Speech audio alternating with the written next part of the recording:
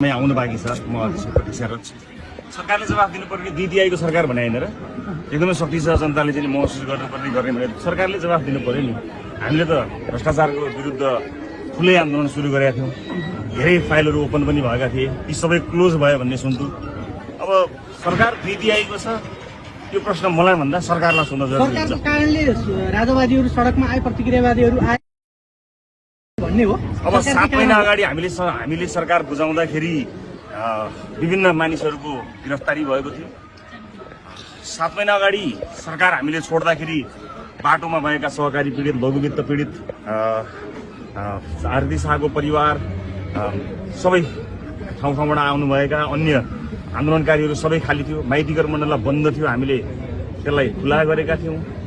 जवाब सरकारले दिनु पर्ला नि। मेरो विचारमा सरकारलाई थाहा हुनुपर्ने हो के भइरहेको छ, कस्तो भइरहेको छ भनेर।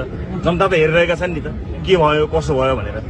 त्यो हजारौं हुल त जनता थियो होला नि, धेरै त जनताको हुल थियो होइन। मेरो बोल्ने समय आउँदैछ। अहिले मैले सरकारलाई जिम्मेवारी मेरो म केही समय पछाडि नै अलिकति बृहत रूपमा आफ्ना कुराहरू राख्ने तयारीमा जो साथी हो। हरायो रविजी चाहिँ एकदम गुमनाम हुनुभयो भन्ने छ नि त। यो चाहिँ के हो, खास गरी कता हराउनु भएको भन्ने चाहिँ? ए होइन, म हराएको छैन, म यतै छु।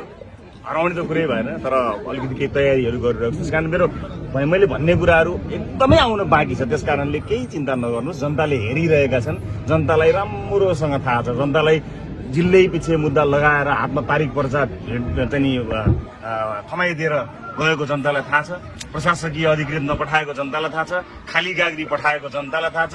आफ्ना मान्छेको मुद्दा छानी जोगाएको थाहा छ। अर्काको मान्छेलाई छानी जनताले के अरे चाहिँ मुद्दा लगाएको जनतालाई सबै थाहा छ। त्यस कारणले सरकारले जवाफ दिनु पर्यो नि। 2/3 होइन भने के घट्यो, के भयो? म त बाहिर तपाईहरु दुई ठूला दलले सरकार चलाइरहेको बेलामा राजाले यो लेभलको प्रदर्शन मेरो समय एउटा कुरा आशा छ। हेर्नु, अहिले ठूला दल केपी ओली प्रचण्डजी बोल्नुहुन्छ, उल्टो राजालाई सहानुभूति आइरहेछ। तपाईहरु नयाँ पुस्ताको राजनीति, गणतन्त्र लोकतन्त्रको सुन्दर फुलबारी बनेर आउनुभएको, तपाईहरुमाथि आशा ठुलै छ।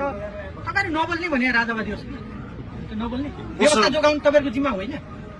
नबोल्ने कहिले हामीले भनेकै छैनौँ। हामी बोलि नै रहेका छौँ, निरन्तर बोलिरहेका छौँ। मेरो कुराकानी गर्नुभएको छ भने पार्टी त हाम्रो उपस्थित देखिरहनु भएको छैन। म त पार्लियामेन्टमा छैन। छल कपट गरेर पार्लियामेन्टमा मलाई रोकेका छन् होइन। तर बाटो त सजिलो देखाएको छ नि त। एउटा कुरा चाहिँ तपाईँहरूलाई म भन्छु, मलाई पूर्ण भनेर सरकारले जत्रो खाल्डो खन्यो, सानो मलाई पूर्ण मात्र मिल्ने खाल्डो खनेको भए त मलाई मात्र पूर्ण मिल्थ्यो। तर यति ठुलो खाल्डो खन्यो कि यी सबैजना यो खाल्डोमा जाकिन्छन्, यति चाहिँ म तपाईँलाई भन्छु। हस्।